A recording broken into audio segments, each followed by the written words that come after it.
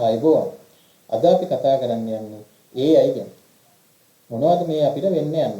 AI හින්දා. ඔන්න ඔක තමයි අපි ගොඩාක් අයට තියෙන ප්‍රශ්නේ. අපි ඉගෙන ගන්න ළමයින්ද, තරුණයින්ද ගොඩක් අයට මේ ප්‍රශ්නේ තියෙනවා මේ දවස්වල. ඒකින්ද අපි හිතුවා AI ගැන කතා කරන්න. AI ගැන කතා කරද්දී අපි විශ්වයේ පටන් ගත්ත තැන ඉඳන්ම කතා කරන්න බලාපොරොත්තු වෙනවා. ඊටාම කෙටි කාලයක් තුළ ඊටාම ඉන්ටරෙස්ටිං වීඩියෝ එකක් මේක ඔයාලට. ඒකින්ද අවසානය වෙනකන් රැඳී ඉන්න කියලා මම ඉල්ලා සිටිනවා. අපි මුලින්ම යමු විශ්වයේ ආරම්භය දක්වා. ඔයාලා හැමෝම දන්නවා මේ විශ්වය ආරම්භ වුණා කියලා අපි උපකල්පනය කරන්නේ විද්‍යාඥයින්ට අනුව මහා පිපුරුම් වාදය කියලා එකක්. يعني Big Bang Theory කියලා අපි ඒකට කියනවා. මේ මහා පිපුරුම් වාදය වෙන්න කලින් මේ විශ්වයේ තියෙන සියලුම දේවල් පදාර්ථ මේ ග්‍රහලෝක හැදිලා තියෙන පදාර්ථය මේ හැමදේම infinitely small space එකකට. කියන්නේ ඉතාම කුඩා තැනකට එක තැනකට ඒක රාශී වෙලා තිබුණා කියලා තමයි අපි උපකල්පනය කරන්නේ. ඊට පස්සේ එකපාරම මහා පිපුරුමක් වෙලා Big Bang කියන්නේ ඒකයි. මහා පිපුරුමක් වෙලා මේ ඔක්කො තැනකට රැස්ලා ඒක රාශී වෙලා තිබුණු පදාර්ථය ඔක්කොම හැමතැනම විසිරලා ගියා. විසිරලා ගිහිල්ලා ඒක කූල් වෙලා මේ ග්‍රහලෝක මේ හැමදේම තරු මේවා නිර්මාණය වුණා කියලා අපි විශ්වාස කරනවා. ඉතින් ඔන්න ඔය විදිහට විශ්වය නිර්මාණය වුණාට පස්සේ ඔය කැරකි තිබුණු දූවිලි වලාවකින් තමයි අපේ සෞරග්‍රහ මණ්ඩලයක් නිර්මාණය වෙලා තියෙන්නේ. අපේ සූර්යයා සහ මේ ග්‍රහලෝක අට. අපිත් මේ මැද්දේ ඉන්නවා පෘථිවිය. එතකොට මේ සෞරග්‍රහ මණ්ඩලය නිර්මාණය වුණේ ඔන්න ඔය Big Bang වලින් ඉතා විශාල කාලයකට පස්සේ. සෞරග්‍රහ මණ්ඩලයේ මේ අපි ඉන්න ග්‍රහලෝක පෘථිවිය.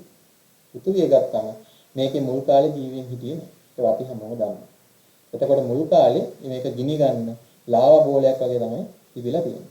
ඊට පස්සේ කාලයත් එක්ක මේක කූල් වෙලා මේකේ උෂ්ණත්වය අඩු වෙලා ඊට පස්සේ දූවිලි වලාවන් ඇති වෙලා වලාකුළු අකුණු ඇති වෙලා ඒ අකුණු වල ශක්තිය වගේ ඒවා පාවිච්චි වෙලා එකිනෙකට පරමාණු මූලද්‍රව්‍ය ප්‍රතික්‍රියා කරලා කාබනික ද්‍රව්‍ය ඒ වගේ දේවල් හැදිලා DNA RNA වගේ දේවල් හැදිලා ඊට පස්සේ ඒව වට වෙලා පළවෙනි සෛලය හැදුණා කියලා අපි වර්තමාන දැනුම් පද්ධතියට අනුව අපි විශ්වාස කරනවා. ඉතින් ඔන්න ඔය පළවෙනි සෛලයෙන් තමයි අපි හැමෝම අද මේ මනුස්සයා දක්වා ඇවිල්ලා තියෙන්නේ. ඊට පස්සේ ওই සෛලය බෙදීලා මල්ටි සෙලියුලර් ඕර්ගනිසම් කියන්නේ බහුසෛලික ජීවීන් ඇති වෙනවා, මාළුව හැදෙනවා, ඊට පස්සේ මාළුව ටික ගොඩට එන්න හදනවා, ඊට පස්සේ උරගය ඇති වෙනවා, ඊට පස්සේ අනිත් සත්තු හැදෙනවා, ඊට පස්සේ ශාක හැදෙනවා, ඊට පස්සේ අවසානයේ මේ මනුස්සයා දක්වා මේ පරිණාමය එනවා. ඉතින් ඔන්නෝම එනකොට මේ ලෝකේ හැම දෙයකම බැලන්ස් එකක් තියෙනවා වගේම මේ සත්තු අතර යම් බැලන්ස් එකක් තියෙනවා. ඒ කියන්නේ දැන් අපි උදාහරණයකට ගත්තොත් අපි කැලේ ඉන්න පොඩි ටික ඔක්කොම මරලා දැම්මොත් මුව ගහණය වැඩි වෙනවා. ඉතින් මුව පාලනය කරන්න කොටි කියලා జాතියක් ඉන්නවා. ඉතින් ඒ වගේ විලෝපිතයෝ කියලා జాතියක් හැම සතෙක්ටම ඉන්නවා.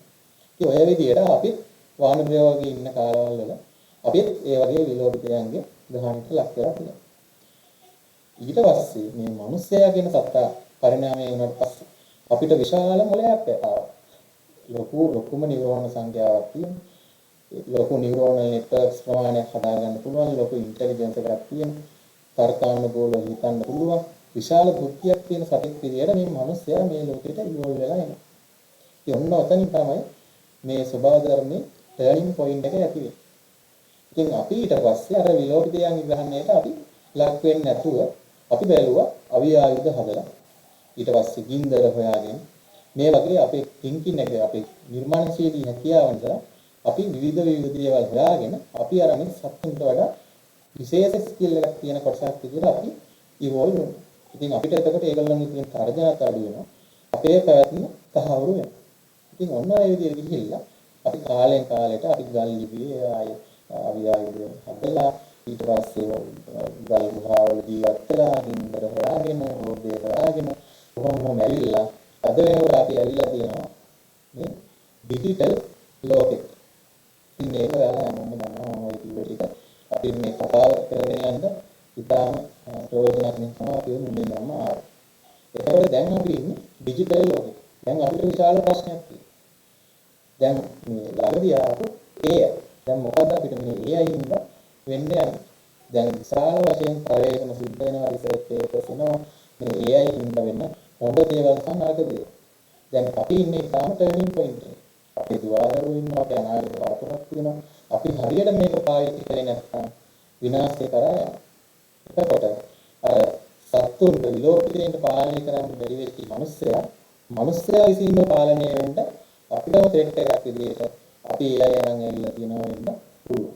ඒ හින්දා වර්තමාන පරිශ්‍රණ වලින් පෙන්වන්න කරනවා මේ AI නිසා අපේ ක්‍රිටිකල් තින්කින් නිර්මාණශීලී හැකියාව මේ වගේ දේවල් ගොඩක් අපේ අඩු වෙනවා. ඒක මොකද අපි ගොඩාක් දේවල් දැන් කරන්නේ AI යූස් කරලා.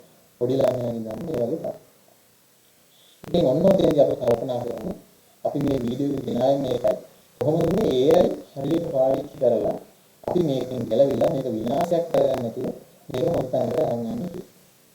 ඉතින් ඔන්න ඔතනදී තමයි අපි වැදගත් සැලකිල්ලකට භාජනය කරන්න ඕනේ. අපි දැන් මොකක් හරි වැඩක් කරන්න යනවා AI කරන්න යනකොට අපි හිතන්න ඕනේ AI තමයි මේක දන්නේ. AI තමයි මෙතන ලීඩ්. AIට තමයි අදහස් තියෙන්නේ. එයාගෙන් හදලා ගත්තම තමයි මේක ක්වොලිටි එක. ඒ වගේ ඇටිටියුඩ් එකකින් අපි මේ වැඩේ පටන් ගන්න ඕනේ. එතෙන්දීම අපි යන්නේ අර විනාශයේ පැත්තට. අපි මුලින්ම කරන්න ඕනේ අපේ මොලෙන් කල්පනා කරලා අපේ අවශ්‍යතාවයන් අපි හිතලා අපේ අයිඩියාස් වලින් අපි පටන් ගන්න ඕනේ. ඊට පස්සේ අපිට ඒකෙදි අපිට ඕන උදව් ටික තමයි අපි AI වලින් ගන්න. ඉතින් ඔන්න ඔතෙන්දී අපිට පුළුවන් AI ඉතාම ප්‍රයෝජනවත් දෙයක් පාවිච්චි කරන්න. දැන් අපි උදාහරණයක් ගත්තොත් කියනවා අපිට අනුකලනයක් කරන්න, අවකලනයක් කරන්න, ලොකු කම්ප්ලෙක්ස් කැල්කියුලේෂන් එකක් කරන්න ගියා අපිට විශාල කාලයක් යනවා. ඉතින් අපිට මේ කම්ප්ලෙක්ස් කැල්කියුලේෂන් එක පුළුවන් AI ට කියලා කරන්න. හැබැයි අපි එතනින් නතර වෙන්න ඕනේ. අපේ වැඩි ඔක්කොම AI ට පාර දීලා. ඉතින් අපි කම්මැලි වෙලා පැත්තටලා ඉඳලා අපි යන්නේ අර ඉවොලුෂන් එකේ විනාශයට. ඉතින් අපි එහෙම යන්නේ නැතුව අපි උත්තරය අරගෙන ඒ උත්තරයෙන් හිතන්න ඕන අපි next level එකට. දැන් අපි ගානේ හදන අපේ උත්තරේ මම ලොකු කාලයක් යනවා. ඒකින්ද අපි AI සහ උත්තරේ ගන්නවා. ඊට පස්සේ ඒ උත්තරේ ගන්නවා අපි එතනින් එහා හිතනවා. එතනින් එහා හිතලා අපිට රේට් කරන්න බැරි levels වලට අපි මේ AI use කරොත් අපිට යන්න පුළුවන් ඊට වඩා එහා level එකට. ඒකවල අපිට හිතන්න තියෙනවා නැති වෙනවා නෑ. අපිට තව ඊට වඩා එහා level එකට ගියා තමයි අපිට දැන් හිතන්න තියෙන්නේ. මොකද අපිට කාලය ඉතුරු කරගන්න පුළුවන්. ලේසියෙන් කරගන්න වැඩ ටික මෙයාගේ උදව් ගන්න අපිට ඉතුරු වෙන හින්දා අපි ඒක කරගෙන නතර වෙන්න නැතුව අපි එතනින් එහාට හිතන්න. එතනින් එහාට හිතලා ඊට පස්සේ අපි කොහොමද මේ black holes, worm holes, එතනින් එහාට ගිහලා parallel universe මේ විශ්වයේ අපි හොයාගත්ත දේවල්. එතකොට අපි දැන් තාම අපි ළඟම තියෙන ජීවීන් ඉන්න ග්‍රහවලකට අපි තාම ගිහිල්ලා නැහැ. එතකොට අපි මේ කොහොමද අපි මෙතනින් එහාට යන්නේ කියන එක අපි හිතන්න ඕනේ මේ AI use කරනවා. එතකොට අපි මේ විදිහට මේක use කරොත් අපි මේ පරිණාමයේ හිම්මත් විදිහට අපිට මේ AI හඳුන්වන්න පුළුවන්. එතකොට අපි ළඟ තමයි තියෙන්නේ අපි මේක අපි විනාශය කරා ගිහිල්ලා අපිව යුගයක් අපිව පාලනය වෙලා තියෙන යුගයක් බවට අපි පත් කරනවාද අපි හැකියාව උතරගෙන අපි නිකන් අපි විසින්ම අපි විනාශ වෙනවාද නැත්නම් අපි තව next level එකට තව ටිකක් ස්පීඩ් කරලා මේ evolution එකේ ඉස්සරහට යනවා කියන එක අපි ළඟ තමයි තියෙන්නේ. හිතලා බලන්න අපි දුරදරුවන්ට මේක ඔළුවට යාවලා අපි එයාව ඉස්සරහට ගන්න බලන්න ඕන කොහොමද මේ ඩිජිටල් ලෝකේ ඉස්සරහට යන්නේ කියලා එයාට කියලා දෙන්න ඕන. ඒ වුණොත් තමයි අද අපි බලන්න කන්නේ. ඉතින් වැඩි වෙන අපි තව වීඩියෝ එකකින් හම්බෙමු.